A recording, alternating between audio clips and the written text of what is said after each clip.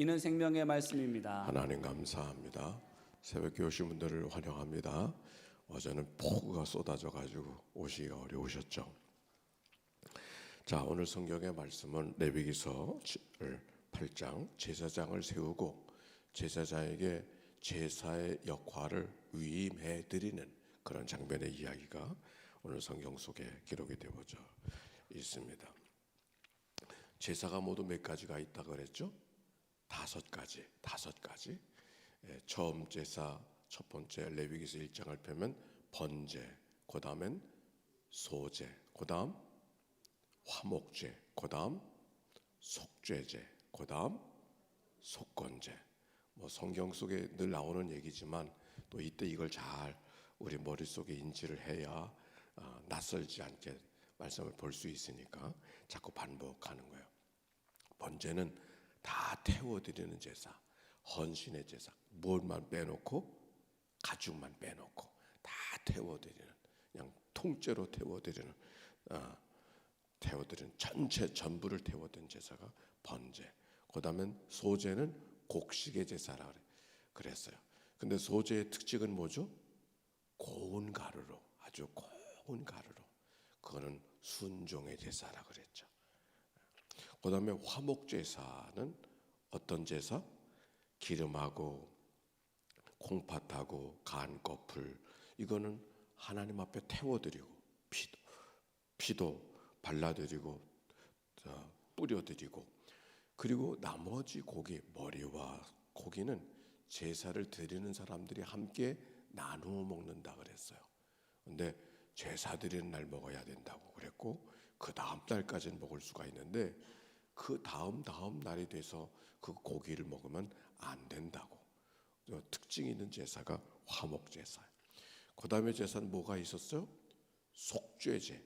속죄제는 하나님 앞에 태워드리되 기름, 피는 뿌리고, 그리고 콩팥, 간 거풀은 태워드리고, 나머지는 진영 밖에다가, 제단 안에서 태우는 것이 아니라 진영 밖에다가 태워서 드리는 그런 제사, 그게 속죄제사라고 그랬어요. 속건제사는 그것도 죄를 속하는 제사이긴 한데, 그 제사는 특징이 있어요. 어떤 제사냐면은 배상하는, 남에게 손해를 끼치면은 배상을 해야 되는데 5분의 1을 더해서, 피해를 준 것만 되돌려주면 되는 것이 아니라 5분의 1을 더 배상해서 드려지는 제사, 그건 속건제사라고 했습니다. 그래서 그 특징을 뭐라고 이야기할까요? 책임적인 제사라고 해야 될까? 결단의 제사라고 해야 될까? 어떤 속건제사의 특징은 배상하는 제사가 있습니다. 근데 그 제사가 공적으로 드리는 제사도 있지만 개인적으로도 드리는 제사가 있다 그랬잖아요. 그래서 화목제사는 감사할 때, 서원할 때, 자원하는 마음으로 드려지는 제사, 이런 여러 가지 제사가 있음을 이야기하고, 제사를 드리는, 제물을 드리는 방법도 여러 가지가 있다 그랬어요. 태워드리는 제사는 뭐라고요? 화제라. 그리고 올려드려서 드리는 제사, 거제라 그랬죠. 앞으로 흔들어 드리는 제사, 그건 요제라 그랬어요. 그리고 부어드리는 제사, 그건 전제라 그랬어요. 그건 제사의 종류가 아니라 제물을 하나님 앞에 드리는 방법으로의 이야기였습니다. 자, 오늘 성경에는 이런 제사의 업무들을 다 이야기한 다음에 이걸 누가 수행합니까? 제사장이 수행하는 거잖아요. 그래서 제사장을 피택하고 그 제사장에게 이런 일을 하도록 구별해주는, 성별하는, 위임해주는 이야기가 오늘 성경에 기록이 되어져 있어요. 자, 봅시다. 1절부터 3절까지 시작. 여호와께서 모세에게 말씀하여 이르시되 너는 아론과 그의 아들들과 함께 그 의복과 관유와 속죄제의 숫송아지와 순양 2마리와 무교병 한 광주리를 가지고 온 회중을 회막문에 모으라. 네, 모세가 아론과 그 아들들, 제사의 업무를 아론과 그 아들들에게 그 역할을 맡기는데, 그 일을 위해서 사람들을 불러 모으라고, 온 백성이 모아지진 않았을 거예요. 아마 회중을 모으라고 했으니까 회중의 대표들이 그 회막에 모이게 되었을 겁니다. 그런데 무엇을 준비하라? 의복과 관유, 의복, 그 제사장이 입어야 될 옷들을 준비해 오고, 관유는 감람나무에 몇 가지 향유를 뿜어서 특별히 제사를 드릴 때 사용하도록 그런 기름을 관유라고 말하죠. 그리고 속죄제를 위해 쓸 숫 송아지를 준비하고 순양 2마리를 더 준비해서, 그리고 또 무엇과 함께 무교병 한 광주리를 갖고 오라. 성경에 보면 맨 마지막에 일주일 동안 회막을 떠나지 말고 거기 머물라 그랬어요. 그래서 들고 왔던 그 무교병 먹을 것을 먹으라, 그런 말씀이, 금식하는 것이 아니라 먹을 것을 먹으라 하는 말씀이 이 8장 후반부에 있는데, 무교병 한 광주를 갖고 오라 그랬어요. 그래서 모세가 여호와께서 자기에게 명령하신 대로 회중이 다 함께 모이니까 어떻게 합니까? 하나님의 명령하신 대로 아들을 물로 씻기고 속옷을 입게 하고 띠를 띄우고 겉옷을 입게 하고 또 에봇을 입게 하고 에봇의 띠로 묶게 하고 흉배를 붙이고 우림과 둔미를 거기다가 넣고 머리에는 관을 쓰고 관에다는 금패를 붙이고, 그래서 모든 것을 다 제사장으로서의 갖춰야 될 옷을 입게 하는, 의관을 차리게 하는 이야기가 쭉 기록이 되어져 있어요. 근데 반복해서 하는 말씀이 뭐냐면, 하나님이 모세에게 명령하신 대로 하였다라고 하는 말씀이 아주 많이 반복하고 있어요. 의관을 갖춘 다음에는 10절부터는 넘어가서 모세가 관유를 가져다가 그 안에 있는 성막에 있는 것을 모두 다 발라서 거룩하게 하고, 제단은 7번을 뿌리고 물두멍에다 그 받침을 바르고 그 관유를 어른들의 머리에 붓고 발라서 거룩하게 하고 거룩하게 하고 거룩하게 하고, 그런 말씀이 10절부터 17절까지 기록이 되어져 있어요. 의관을 갖추고 그 성막 안에 모든 것들을 기름을 발라서 거룩하게 구별하는 이야기가 기록이 되어져 있죠. 그리고 14절부터는 숫송아지를 갖다가 그 피를 잡아 제단 귀퉁이에 뿌리고 제단 밑에 뿌려 거룩하게 하고, 기름과 간꺼풀과 콩팥과 그걸 불살라서 똥과 가죽과 고기는 진영 밖에 불살라 버리고, 진영 밖에 불살라 버리는 제사가 무슨 제사라 그랬어요? 속죄 제사라 그랬잖아요. 그러니까 그 아론과 그 아들들을 위하여 속죄 제사를 드리는 그런 장면의 이야기가, 성별하는 말 장면이죠. 그 다음에 18절부터 21절까지에 있는 말씀은 또 다른 번제의 순양을 들여서 전부 태워드리고, 전부 태워드린다고 하는 것은 헌신의 의미가 있잖아요. 속죄 제사에서 아론과 그 아들들을 죄를 속하는 의식을 취하고, 그리고 온 삶을 들여서 하나님 앞에 헌신된 삶을 살다고 하는 믿음의 고백으로 한 순양을 잡아서 태워드리는 번제의 제사를 드린 이야기가 기록이 되어져 있어요.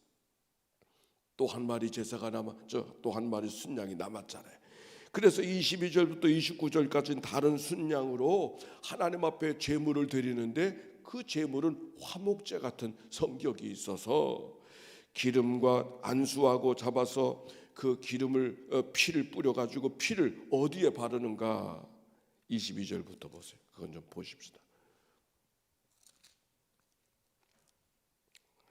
22절 머리에 안수하고 그랬죠.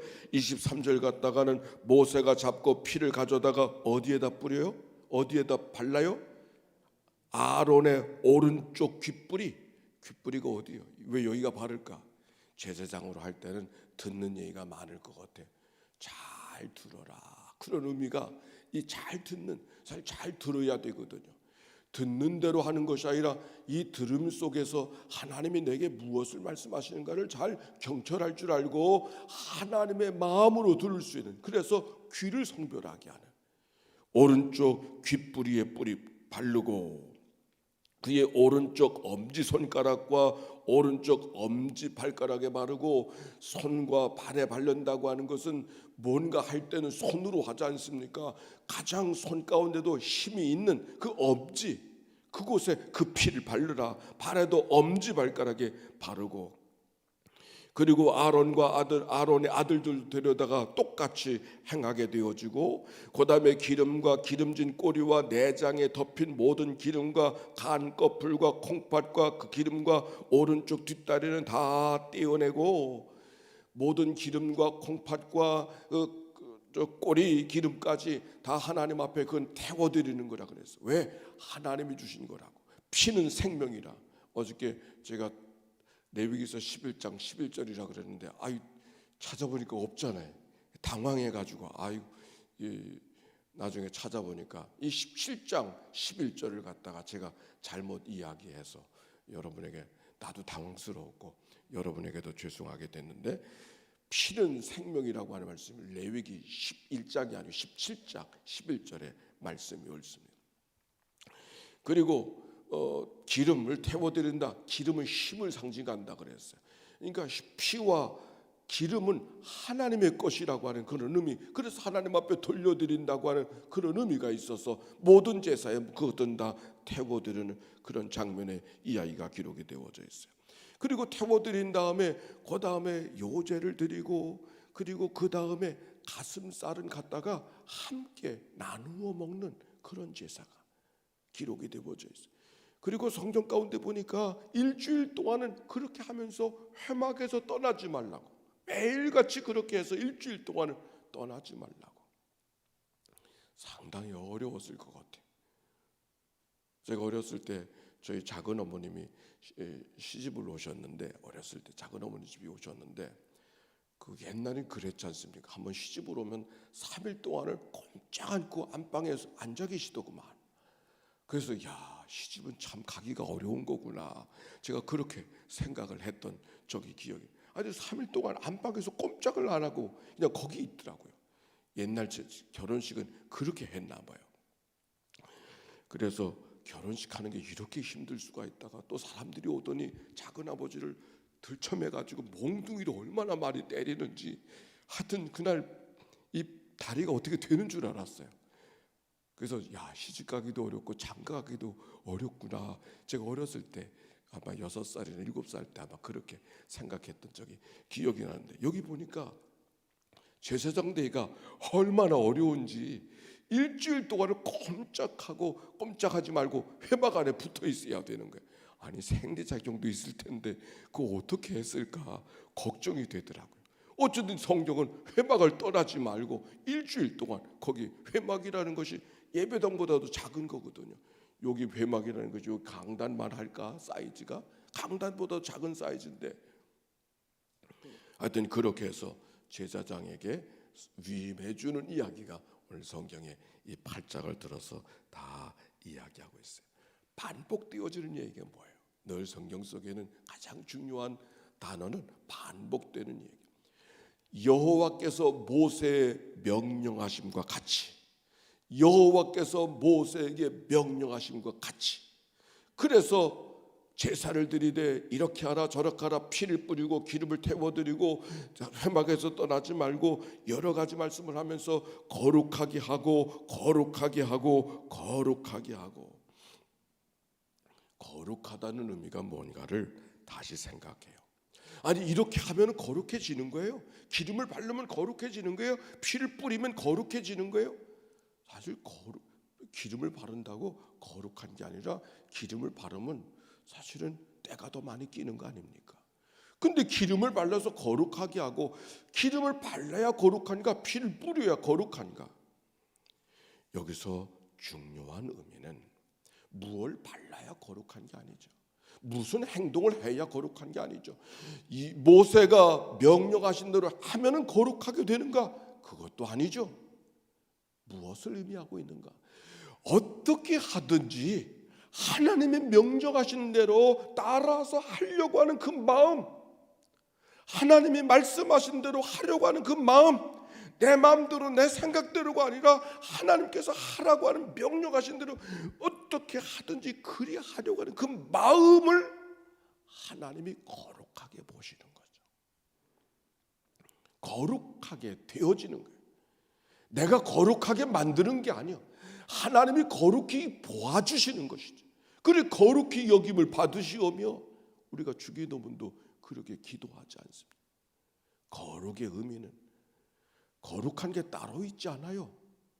그러나 이것을 하나님의 것으로 구별된 마음을 갖고 이것은 내 마음대로 할 수 없다고 하는 그런 생각을 잊어버리지 아니하고 어떻게 하든지 구별하려고 하는 그 마음, 그 생각, 그 태도, 그 자세, 그 자체를 하나님이 거룩히 봐주시고, 효자라고 하는 게 효자가 돼서 효자가 아니죠. 부모가 효자로 봐줄 때 효자가 되는 거죠.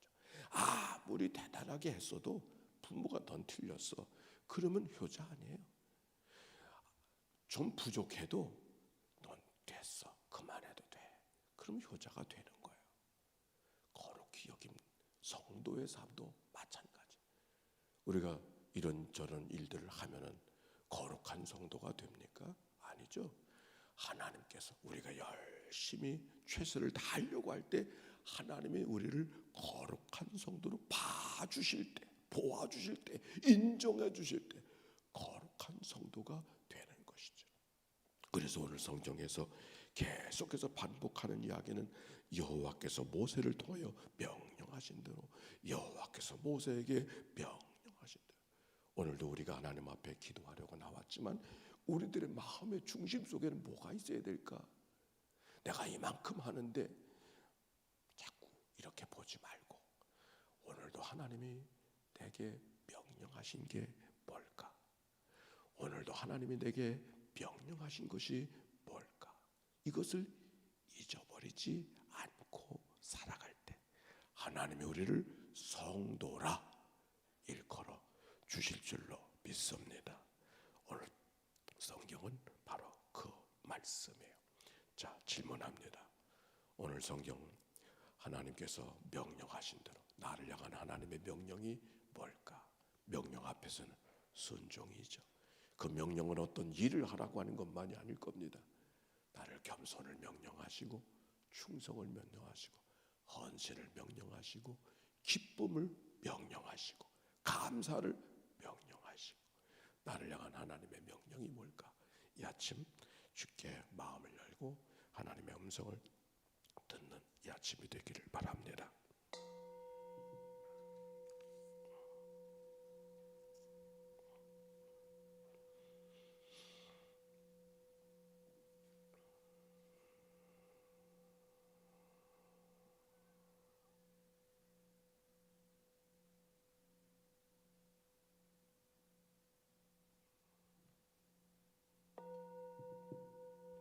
하나님, 단잠을 깨워 주께로 달려나오게 하시고 주와 더불어 한날의 삶을 살아가도록 인도하신 하나님께 감사와 찬송과 영광을 올려드립니다.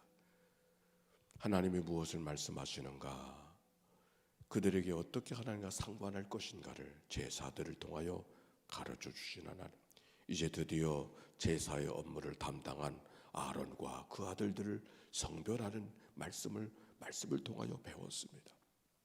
그들이 거룩함이 아니라 거룩히 여김을 받으려고 노력하고 애를 쓰고 하나님의 명령하심대로 따라가려고 순종하는 마음을 하나님이 거룩히 여겨 주시는 줄로 믿습니다.